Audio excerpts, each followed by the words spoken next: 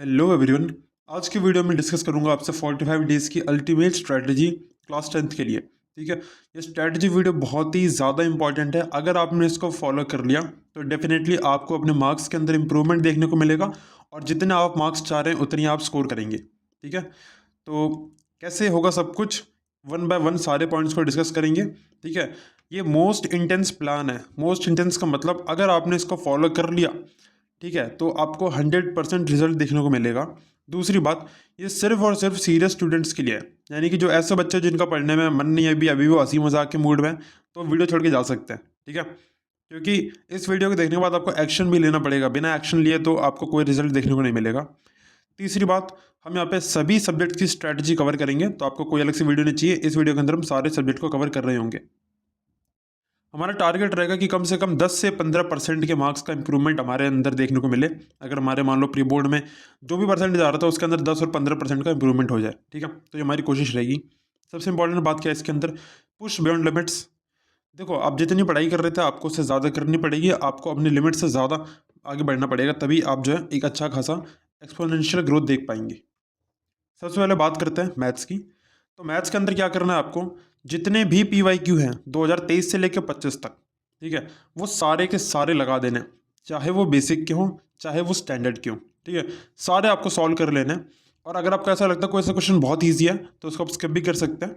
ठीक है, आपको मेनली फोकस करना है प्रॉब्लम सॉल्विंग के ऊपर, यानी कि कोई सी भी प्रॉब्लम है उसको सॉल्व किस तरीके से किया जा रहा है।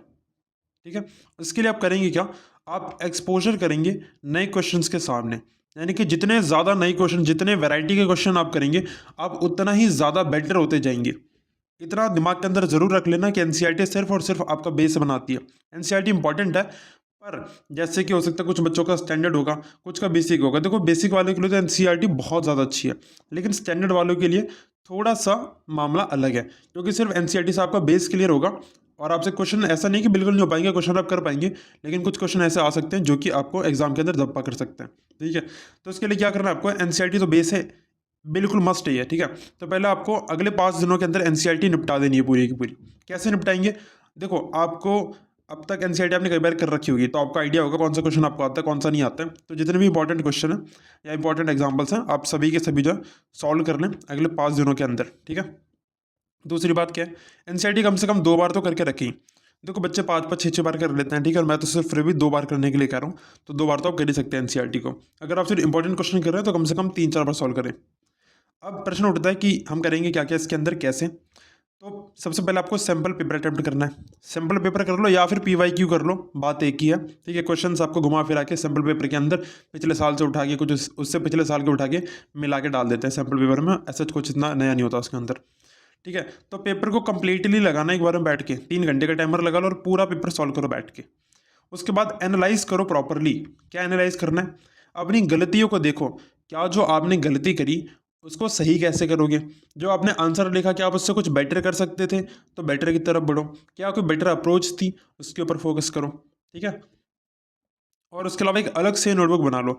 उस नोटबुक के अंदर क्या करना, जितने भी मीडियम से लेके हार्ड लेवल के क्वेश्चंस हैं जो कि आपसे नहीं हुए हैं, उनको आप उस कॉपी के अंदर नोट करेंगे। कैसे, पहले तो आप क्वेश्चन लिखेंगे, नीचे उसका सॉल्यूशन लिखेंगे प्रॉपरली।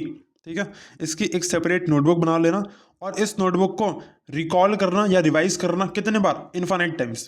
कहने का मतलब है जितना रिवाइज कर सकते हैं उतना ज़्यादा रिवाइज करें। इसकी कोई लिमिट नहीं है कि 5 बार रिवाइज करना, 6 बार रिवाइज करना, जितनी बार कर सकते हो उतनी बार करें। जितने भी फॉर्मूलाज हैं वो आपके बिल्कुल टिप्स पे हो जाने चाहिए। ऐसा कोई फॉर्मूला ना हो जो आपको पता ना हो। ठीक है, हर एक फॉर्मूला आपको पता होना चाहिए। आप क्या कर सकते हैं, एक अलग से नोटबुक बना लें जिसके अंदर जितने भी फॉर्मूला है, आपके सिलेबस के जितने फॉर्मूला है मैथ्स के, उन सबको आप लिखेंगे। लेकिन किस तरीके से, रैंडमली लिखेंगे। रैंडमली का मतलब क्या है कि हो सकता है पहला जो फॉर्मूला आप लिखें या कॉन्सेप्ट लिखें, आप फॉर्मूला और कॉन्सेप्ट दोनों ही लिख सकते हैं। ठीक है, बिल्कुल अलाउड है। आप अपनी भाषा के अंदर स्टेटमेंट बेस्ड कुछ लिखना है वो लिख लो, कोई फॉर्मूला लिखना है वो लिख लो, किसी की एक्सप्लेनेशन लिखनी है फॉर्मूला की तो वो भी लिख सकते हो। तो मान लो कि पहला आपने सरफेस एरिया वॉल्यूम से लिखा है, तो दूसरा जो आप लिखेंगे वो पॉलिनोमियल से लिख सकते हैं, तीसरा आप चाहे तो स्टैटिस्टिक्स से लिख सकते हैं। तो ऐसे करके फॉर्मूलाज को मिक्स करके लिखना है और कॉन्सेप्ट्स को लिखना है, जिससे कि आप जो बहुत ही ज़्यादा बेहतरीन तरीके से रिवीजन कर पाएंगे। ठीक है, उसके अलावा देखो, अब कैटेगराइज करते हैं तो देखा जाए तो कुछ बच्चे वीक हो सकते हैं मैथ्स के अंदर और कुछ बच्चे एवरेज हो सकते हैं। तो वीक तो वो बच्चे हैं जिनके कि 40 से 50 के बीच में आ रहे हैं, जो कि 50 का बैरियर भी क्रॉस नहीं कर पा रहे। तो ऐसे स्टूडेंट्स के लिए कम से कम 2 घंटे मैथ्स पढ़ना कंपलसरी है डेली। ठीक है, तो 2 घंटे पढ़ना ही पढ़ना है। और जो एवरेज बच्चे हैं जिनके कि 60 से लेकर 75 के बीच में स्कोर आ रहे हैं, भैया 75 तो अच्छा स्कोर है मानता हूँ, लेकिन कई बार क्या होता है कि पेपर इजी आ जाता है तो हम 70 प्लस चले जाते हैं, नहीं तो बहुत से बच्चे होते हैं कि 70 के नीचे बोल्ड हो जाते हैं। तो ऐसे केस में मैं मान के चलता हूँ कि आप एक एवरेज या फिर अच्छे खासे बच्चे हैं, तो इस केस में आपको 1 घंटे मैथ्स डेली प्रैक्टिस करनी है, इससे आपका काम हो जाएगा। क्योंकि हमें ध्यान देना यहाँ पे कि हम बेसिकली सैम्पल पेपर 3 घंटे सॉल्व कर रहे हैं बैठ के, तो उसके अंदर बहुत सारे ऐसे क्वेश्चन होंगे जो कि एग्जाम पॉइंट ऑफ व्यू से इंपॉर्टेंट है, और वहाँ पे आप काफ़ी कुछ जो है पहले सीख जाएंगे। तो 1 घंटा पढ़ना और वीक स्टूडेंट्स के लिए 2 घंटे पढ़ना मोर देन सफिशिएंट है। उसके अलावा आप क्या कर सकते हैं, यहाँ पे 10 क्वेश्चंस की रिवीजन सेट्स की वीडियो चला रहा हूँ मैं, ठीक है, पहला वीडियो इसका अपलोड हो चुका है, ऐसी और भी वीडियोस आएंगे, तो आप इनको भी फॉलो कर सकते हैं, जिसके अंदर हम 10 मैथ्स के बेस्ट क्वेश्चन सॉल्व करेंगे, जो कि जिसके अंदर हमारे प्रीवियस ईयर क्वेश्चंस भी इंक्लूडेड है, और साथ ही साथ इंपॉर्टेंट क्वेश्चन और डिफिकल्ट क्वेश्चन भी हमने कवर कर रखे हैं, ठीक है, जो कि एग्जाम में हो सकता है आपको थोड़ी बहुत दिक्कत दे सकते हैं, तो इनको आप देख लेंगे तो आपका काम आसान हो जाएगा। ठीक है, और जितने भी क्वेश्चन है सारे के सारे आपके standard question, standard in the sense मतलब है बेसिक और स्टैंडर्ड क्वेश्चन पेपर से उठाए गए। स्टैंडर्ड मतलब है कि प्रॉपरली आपका इवेल्युएटेड क्वेश्चन देखने को मिलेंगे इसके अंदर। नेक्स्ट हमारा सब्जेक्ट है साइंस। देखो साइंस के अंदर पता ही 3 सेक्शन है। फिजिक्स के अंदर सबसे इंपॉर्टेंट है न्यूमेरिकल्स, जरूर से करना है आपको, बिल्कुल भी स्किप नहीं करने। न्यूमेरिकल सारे करने हैं, फॉर्मूले सारे के सारे टिप्स पे होने चाहिए। उसके अलावा न्यूमेरिकल्स जितने भी आपको करने हैं वो मॉडरेट से लेकर हार्ड लेवल के करना है। इजी न्यूमेरिकल्स करके आपका कोई फायदा नहीं होगा। इजी न्यूमेरिकल से आप 1 नंबर का क्वेश्चन कर पाओगे, लेकिन मॉडरेट से हार्ड वाले करोगे तो चाहे 2 में आ जाए, 3 में आ जाए, 5 में आ जाए, आप डेफिनेटली उसको सॉल्व कर पा रहे होंगे। ठीक है, आपको PYQ के ऊपर फोकस करना ही करना है, क्योंकि PYQs के ऊपर हमारा पेपर बहुत सारा बेस आता है।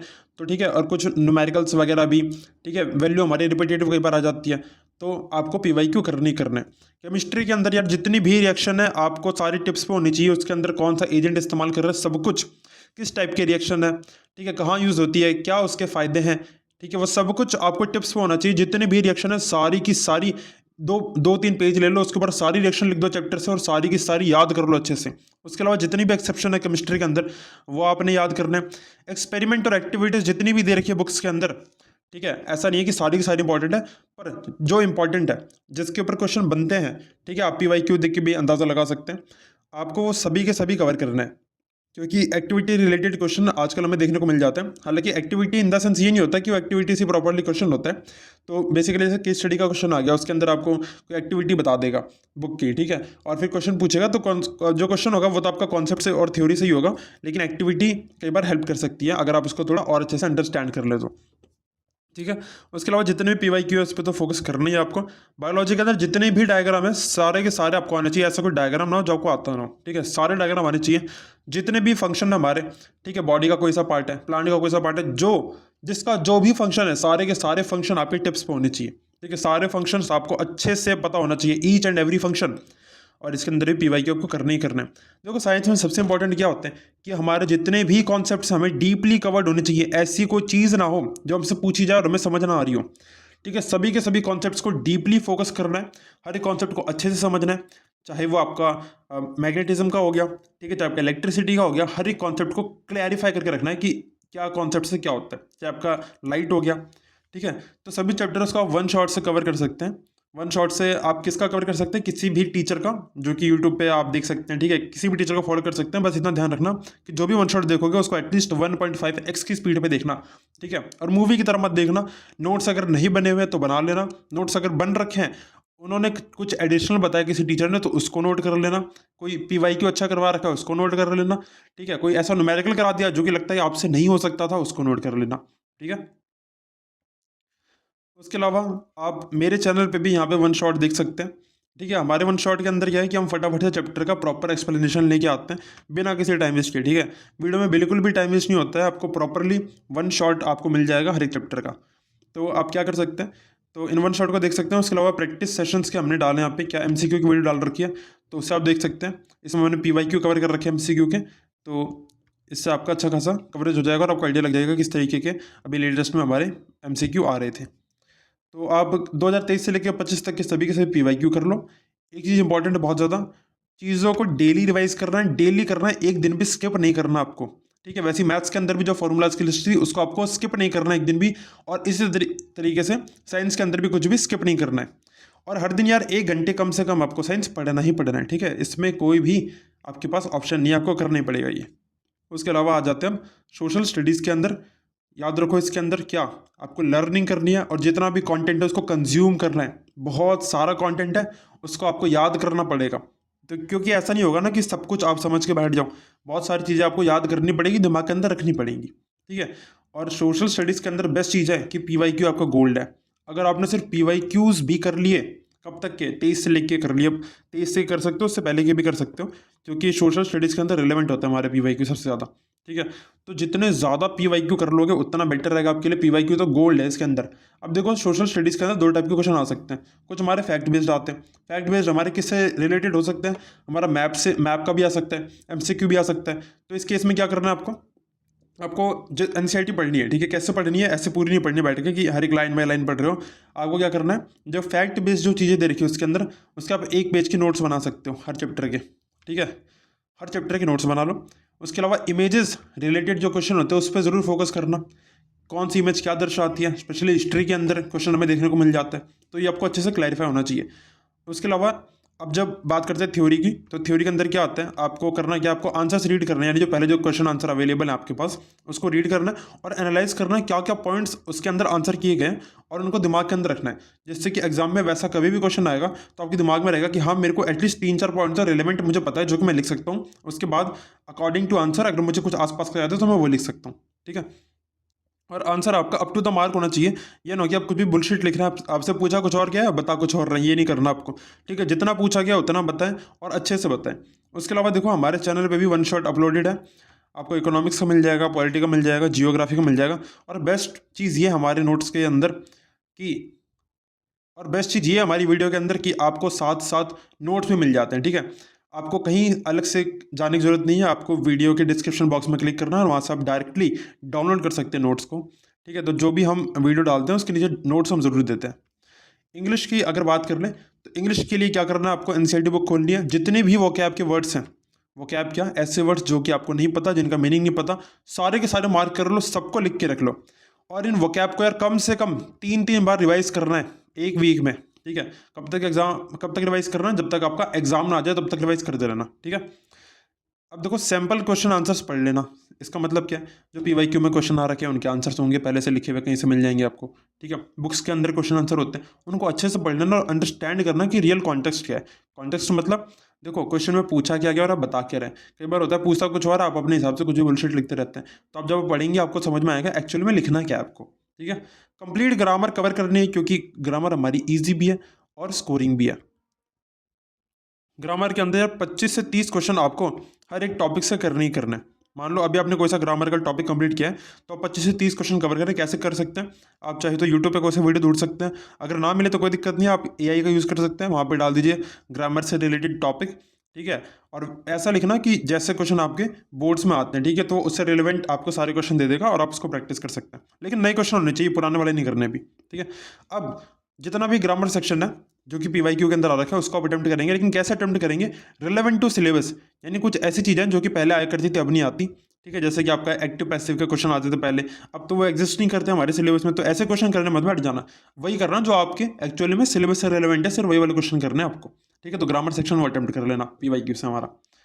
उसके बाद बात करते हैं अगर राइटिंग सेक्शन की अगर हम बात करें तो इसके अंदर भी आपको सारे सैम्पल्स और एग्जाम्पल्स पढ़ने हैं। ऐसा क्यों, क्योंकि देखो यार हमारे बहुत सारे टॉपिक रिपीटेटिव होते हैं, जैसे हमारा क्लाइमेट चेंज का हो गया, पॉल्यूशन का हो गया, है ना, तो ये सब कुछ रिपीटेटिव कंटेंट होता है। तो अगर हमें इसके बारे में आइडिया रहेगा तो हम इजीली लिख भी पाएंगे। तो हमें करना कुछ नहीं है, हमें सिर्फ पढ़ पढ़ के आइडिया लेते रहना है कि अगर ऐसा टॉपिक आता है, मान लो आप क्या करो 10 टॉपिक की लिस्ट बना लो, ठीक है, और हर टॉपिक पे क्या करो कुछ कुछ पॉइंट्स लिख के रख लो जो कि बहुत अच्छे पॉइंट्स हो। उससे क्या होगा, जैसे ही आपके एग्जाम में वो राइटिंग का सेक्शन आएगा तो आपको पॉइंट्स रिकॉल हो जाएंगे कि हाँ मेरे 4-5 पॉइंट तो मेरे को एटलीस्ट पता ही है, जिससे कि मैं बहुत ही अच्छा लिख सकता हूँ, ठीक है। तो आप उस राइटिंग सेक्शन को कंप्लीट कर सकते हैं इस तरीके से। उसके अलावा 45 मिनट तो आपको डेली इंग्लिश को देना ही देना है। अब चाहे तो आप इंग्लिश को 45 मिनट दे दो, चाहे तो हिंदी को दे दो, डिपेंड करता है आपका वीक क्या है स्ट्रॉन्ग क्या है, उस पर भी डिपेंड करता है। क्योंकि याद रखना है कि लैंग्वेज सब्जेक्ट हमें डेली करना ही चाहिए।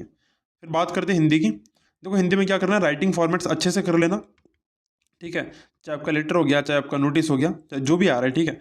आपको फॉर्मेट जो है प्रॉपर रखना है। फॉर्मेट अगर पूरा रखेंगे तो आपको पूरे मार्क्स मिलेंगे इसके अंदर तो। और ग्रामर और अनसीन सबसे पहले आपको एग्जाम के अंदर करना ही होता है, तो ठीक है। तो सबसे पहले एक कवर कर लेना, आपका संधि हो गया, समास हो गया, जो भी है सारे टॉपिक्स आप कवर कर लेना, क्योंकि यहाँ से आपके 20-25 मार्क्स तो ऐसे ही बन जाते हैं आपके। उसके बाद चैप्टर्स और पोएम जितनी भी हैं उन सब की आप समरी अच्छे से याद कर लेना। अब देखो मैं सिर्फ समरी आपको सजेस्ट नहीं करूंगा, ये थोड़ा गलत हो जाएगा यहाँ पे। जितनी भी पोएम है उसके अच्छे से कॉन्टेक्स्ट वाइज याद करना है, ठीक है, कि किस वर्ड का क्या मतलब है, किस चीज़ से कवि क्या कहना चाह रहा है, वो सब कुछ आपको पता होना चाहिए, ठीक है। और रही बात अगर लिटरेचर की बात करूँ सर, तो लिटरेचर में यार ये जितना भी सेक्शन है आपका, आपके समरी से काफ़ी सारे आंसर्स हो जाते हैं, लेकिन आपको फिर भी इन डेप्थ पढ़ाई करनी ही करनी है, ठीक है। आपको पूरे पूरे टेस्ट लगाने हैं, मॉक टेस्ट या फिर वो कह लो सैम्पल टेस्ट जो होते हैं हमारे, ठीक है। सैम्पल पेपर लगा लो, PYQ लगा लो, टाइम बाउंड वही 3 घंटे का लगा के कर लेना। और अपनी गलतियों पे ध्यान देना कि आप गलतियाँ क्या कर रहे हैं, उनको सुधारना है, क्योंकि हमारी गलतियाँ सुधारने से ही सबसे अच्छी इंप्रूवमेंट होती है, ठीक है। तो पोएम्स और चैप्टर सबसे पहले ख़त्म कर लेना, और ग्रामर भी ख़त्म कर लेना। और पेपर में यार छोटे आंसर लिखना, सीधे लिखना और साफ जवाब लिखना। ये ना हो कि आप कुछ भी मिक्स कंटेंट, क्योंकि होता क्या है, हिंदी हमारी ऐसे हम जैसे बोल पा रहे हैं ना, तो हमारे दिमाग में जो आता है वो लिखते चले जाते हैं। ऐसा नहीं करना आपको। आपको सिर्फ बुकिश लैंग्वेज जो है, जो एक्चुअल जो आपके आंसर है सिर्फ उनको लिखना। ये नहीं कि आप कुछ भी एक्स्ट्रा वर्ड्स ऐड कर रहे हैं, उससे क्या होता है आपका आंसर लंबा तो दिखता है लेकिन वो रिलेवेंट नहीं रह जाता, फिर उसकी रिलेवेंस से कम हो जाती है और आपको नंबर कम मिलता है उसके अंदर। एग्जामिनर को यही पसंद है कि आप यार बिल्कुल छोटे सटीक आंसर लिखें, उससे आपको नंबर मिलते हैं। नेक्स्ट हम बात करते हैं आपका डेली रूटीन क्या होना चाहिए। तो देखो सुबह आप उठ जाएं कितने बजे, 6 बजे उठ सकते हैं, 7 बजे उठ सकते हैं, 8 बजे उठ सकते हैं, 9 बजे उठ सकते हैं, वो डिपेंड करता है आपको कितने बजे उठना है, उठ जाओ, मुझे उससे फर्क नहीं पड़ता।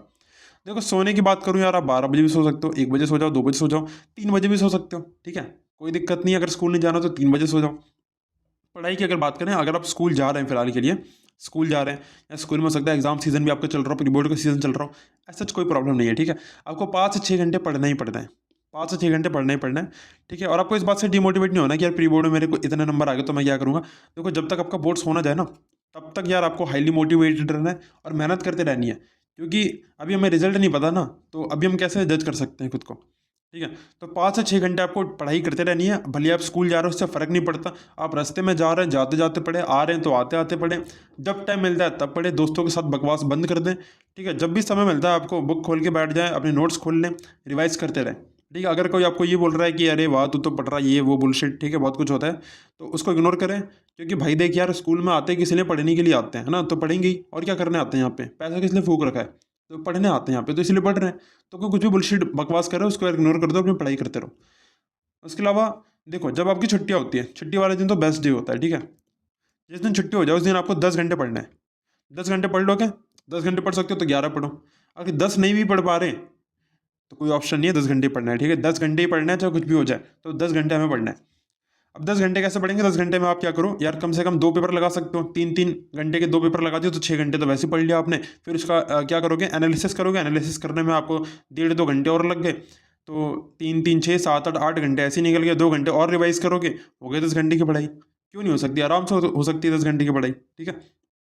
तो देखो डेली आपको मैथ्स, साइंस और साथ में एक लैंग्वेज सब्जेक्ट पढ़ना है, ठीक है। मैथ्स, साइंस और साथ में एक लैंग्वेज सब्जेक्ट। और आप चाहे तो SST को भी इंक्लूड कर सकते हैं किसी मतलब किसी डे के ऊपर, ठीक है, अल्टरनेट डेज पे कर सकते हैं, SST को भी ऐड कर सकते हैं क्योंकि वो इंपॉर्टेंट सब्जेक्ट है। और अगर किसी का एडिशनल है तो यार छुट्टी वाले दिन आप एडिशनल को थोड़ा थोड़ा पढ़ते रहेंगे तो आपका काम बन जाएगा, क्योंकि ये 5 मेन सब्जेक्ट है आपके, एडिशनल इतना इंपॉर्टेंट नहीं है आपके लिए। आप सिर्फ हेल्दी फूड खाएं, जंक फूड खाने की आवश्यकता नहीं। जंक फूड खाएंगे अभी आप बीमार पड़ सकते हैं, जो कि आपको सबसे ज़्यादा नुकसान देगा, ठीक है। आपको यार एक्सरसाइज करने की भी ज़रूरत नहीं है। क्या मतलब, यार जंक फूड मत खाओ, नॉर्मली रहो, ऐसा कोई प्रॉब्लम नहीं आएगी आपको, ठीक है। एक्सरसाइज करने की ज़रूरत नहीं है, कोई आपको पुशअप्स मारने की ज़रूरत नहीं है, कोई आपको डंबल्स उठाने की ज़रूरत नहीं है, ठीक है। आपको कोई बॉडी बिल्डर नहीं बनना, ठीक है। आप एक स्टूडेंट है, आपको सिंपली अभी एग्जाम देना 10वीं का, आपको कोई बॉडी बिल्डर बनने की आवश्यकता नहीं है। आगे बात करते हैं कुछ ऐसे रूल्स जो कि आपको फॉलो करने ही करना है। पहला रूल होना चाहिए कि मैं जब तक सोऊंगा नहीं जब तक मेरा काम पूरा ना हो जाए, चाहे कुछ भी हो जाए, आपने यार सोना नहीं है, ठीक है। अगर आप सो गए यार तो आपसे बड़ा मूर्ख कोई नहीं है अभी फिलहाल के लिए, तो आपको सोना नहीं है जब तक, मतलब मेरे हर एक टास्क जब तक पूरा नहीं होगा ना, मेरी आंखें बंद नहीं होंगी, मैं मर क्यों ना जाऊँ बैठे बैठे टेबल पे, ठीक है। तो मरना नहीं है, मरना मतलब है यार सोना नहीं है आपको। मिनिमल फ़ोन यूज़ करना है आपको, कम से कम फ़ोन का प्रयोग करें। देखो फ़ोन का प्रयोग पूरा बंद नहीं कर सकते लेकिन कम तो कर सकते हैं। कोई इंस्टाग्राम चला रहे तो यार बिल्कुल मत चलाओ, ठीक है, बर्बाद हो जाओगे, अभी नहीं होगे बाद में हो जाओगे, फिर मत कहना कि किसी ने बताया नहीं था। आपको अननेसेसरी चैटिंग नहीं करनी, वो दोस्तों का ग्रुप होता है ना जिसके अंदर बकवास चलती रहती है, और भाई तेरा कितना हो गया, मेरा ये हो गया वो हो गया, ये सब कुछ नहीं करना है, टोटली बुलशिट है। अभी छोड़ दो, आज ही से छोड़ दो यार, कोई मतलब नहीं इन चीज़ों का, ठीक है। डिस्कशन करने से क्या कुछ हो जाएगा यार, कुछ नहीं होगा। ना आपका सिलेबस बढ़ेगा, ना आपका रिवीजन हो रहा है, ना कुछ रिकॉल हो रहा है, तो क्यों कर रही है वो बकवास की बातें? तो वो बिल्कुल हटा देना, ठीक है, ज़रूरत नहीं है। हाँ, कभी कभी हाई हेलो लिख देना, ताकि ये ना रहे कि भाई ये तो कुछ अलग ही हो गया, मतलब मैसेज क्यों नहीं कर रहा, रिप्लाई क्यों नहीं करना, क्योंकि दोस्तों से बना के रखनी है, ऐसा नहीं कि बिगाड़ देनी बिल्कुल ही। तो मतलब उनसे अननेसेसरी डिस्कशन नहीं करना है आपको। अगर उसने कुछ नोट्स मांगे, ठीक है, नोट्स भेज दिए, बहुत है। आपको कोई क्वेश्चन पूछना था, आपने पूछ लिया, सामने वाले ने बता दिया, डैट इज इनफ, ठीक है। ये नहीं कि बिल्कुल लड़ाई करनी है, नहीं नहीं भाई मैं तो तेरे से बात नहीं करूंगा, ऐसा नहीं करना है आपको। आपको सिर्फ अननेसेसरी चैट नहीं करनी, मैं ये कहना चाह रहा हूँ आपसे। आपको कोई सा भी सिंगल डे वेस्ट नहीं करना। ये ना हो कि यार आज का दिन तो मेरा बर्बाद हो गया, अब मैं क्या करूँ, मैं तो सुबह लेट उठा था, मैंने फ़ोन चला दिया, मैंने ऐसा कर दिया, मैंने वैसा कर दिया, ठीक है। आपको ये बिल्कुल भी नहीं सोचना है। मान लो आप 12 बजे उठ गए, कोई दिक्कत नहीं है, 1 बजे से स्टार्ट कर दो पढ़ाई। 1 बजे उठ गए, 2 बजे से स्टार्ट कर दो पढ़ाई। जब जागो तभी सवेरा, ठीक है। मैं जानता हूँ बहुत से लोग सोचेंगे यार ऑड बातें ये सब तो बकवास की, लेकिन ऐसा नहीं होता है, ठीक है। जब तक आपका दिमाग एक्टिव है, ठीक है, जब तक आप समझ रहे हैं आसपास के सराउंडिंग को, तब तक आप कुछ भी कर सकते हैं। उससे फ़र्क नहीं पड़ता कि आपने दिन में क्या किया, आप सुबह लेज़ी हो गए थे या क्या हो गया, तो उससे कोई फ़र्क नहीं पड़ता। आपका दिन पूरा बचा हुआ है, उसको अच्छे से यूटिलाइज़ करें। आपको कंसिस्टेंसी मेंटेन रखनी है, ठीक है। एक भी दिन आपको पढ़ाई छोड़नी नहीं है, पढ़ाई करते रहनी है और हार्ड वर्क पूरा करना है, एफर्ट पूरे लगाना है, ठीक है। रिजल्ट तो बात की बात है, एफर्ट पूरा लगाना। ये ना हो कि बाद में यार मैंने पढ़ा नहीं था, मैं उस दिन सो गया था, मेरा मन नहीं कर रहा था, मैंने वो 2 आंसर कम पढ़े, एग्जाम के अंदर आ गए, मैंने एक फॉर्मूला कम याद किया, वो एग्जाम के अंदर मुझे रिकॉल नहीं हो रहा था। ये सारी बेवकूफ़ियाँ नहीं करनी है आपको। उसके अलावा आपका माइंड सेट क्या होना चाहिए? माइंड सेट यार सिंपल सा होना चाहिए, मैं जीत जाऊंगा, I will win no matter what happens, कुछ भी हो जाए मैं ही जीतूंगा। और दूसरी बात, दिमाग के अंदर बिल्कुल भी फॉग नहीं होना चाहिए। आपके दिमाग बिल्कुल क्रिस्टल क्लियर होना चाहिए कि मेरे को इतना लाना है, मेरे को इतना करना है, मैं ऐसा करूंगा या मैं ऐसा बनूंगा। जो भी आपका ब्रेन बिल्कुल क्लियर होना चाहिए, ठीक है। अरे क्या अगर मैं नहीं बन पाया तो? अगर किसी को ऐसे थॉट्स आते हैं कि अगर मैं नहीं बन पाया, मैं नहीं कर पाया, तो क्या करूंगा उस केस में? तो देखो यार, अगर आप ये सब बातें सोचते हैं, तो उसका भी सबसे अच्छा सॉल्यूशन है मेरे चैनल पे। आप इस वीडियो को देख सकते हैं, ठीक है। आप इस वीडियो को चेक कर सकते हैं, इंडिविजुअलिटी। जब आप इस वीडियो को देखेंगे तब आपको समझ में आएगा, राइट, कि why we are even here, ठीक है, why we are at this stage of life, why we are giving class 10th boards, ठीक है। तो माइंडसेट आपका बिल्कुल फॉग नहीं होना चाहिए, बिल्कुल क्लैरिफाई रखना है, ठीक है, कि मेरे को यार इतना करना है और मैं कर लूँगा। अपने आप पे बिलीव रखना है, ठीक है। बिलीव ऐसी चीज़ें कि यार रखनी पड़ती है, ठीक है। आपको ये नहीं सोचना कि मैं कर पाऊंगा नहीं कर पाऊंगा, ये सब बुलशिट बातें हैं, टोटली बुलशिट। आपको सिर्फ ये होना चाहिए कि हाँ मैं कर दूंगा, ठीक है। जब तक आपके अंदर वो फायर है ना कि हाँ मैं कर सकता हूँ, तब तक आप कुछ भी कर सकते हो। तो इसी के साथ ही वीडियो समाप्त होता है। उम्मीद करता हूँ कि आपको आज की वीडियो से बहुत कुछ सीखने को मिला होगा और आप इन सभी चीज़ों को अपनी लाइफ के अंदर इंप्लीमेंट करेंगे और एक बहुत ही बेटर स्कोर लेके आएंगे और अपनी लाइफ में और आगे ग्रो करते रहेंगे, ठीक है। तैयार पढ़ाई करते रहें। Have a good day, keep studying, bye bye.